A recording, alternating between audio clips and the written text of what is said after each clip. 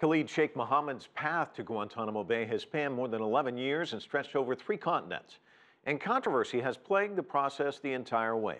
CCTV's Jim Spellman reports on why it's taken so long for him to face justice. He's known as the mastermind of 9/11. Khalid Sheik Mohammad, or simply KSM, was captured over a decade ago and will finally face trial before a military commission at the U.S. military installation at Guantanamo Bay, Cuba, a place that many Americans call Gitmo. Retired Air Force Colonel Morris Davis was in charge of Gitmo prosecutions from 2005 to 2007.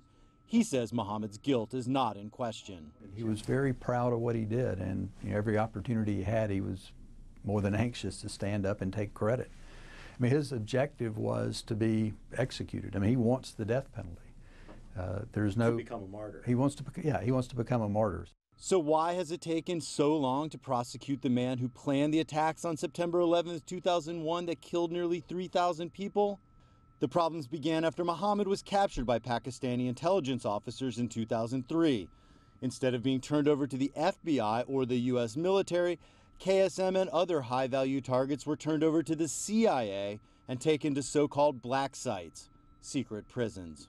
Many of them were subjected to what I think most reasonable human beings would call torture. The Bush administration claimed the interrogation techniques were legal, but they feared a U.S. civilian court would disagree.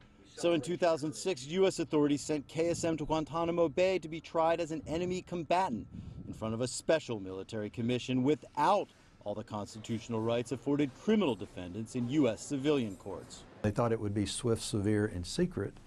And of course, history has shown that didn't pan out. Over objections from human rights groups, the trial began in 2008.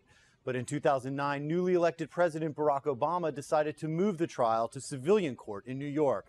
This met with fierce political opposition, and the plan was scrapped, forcing prosecutors to start all over again at Gitmo.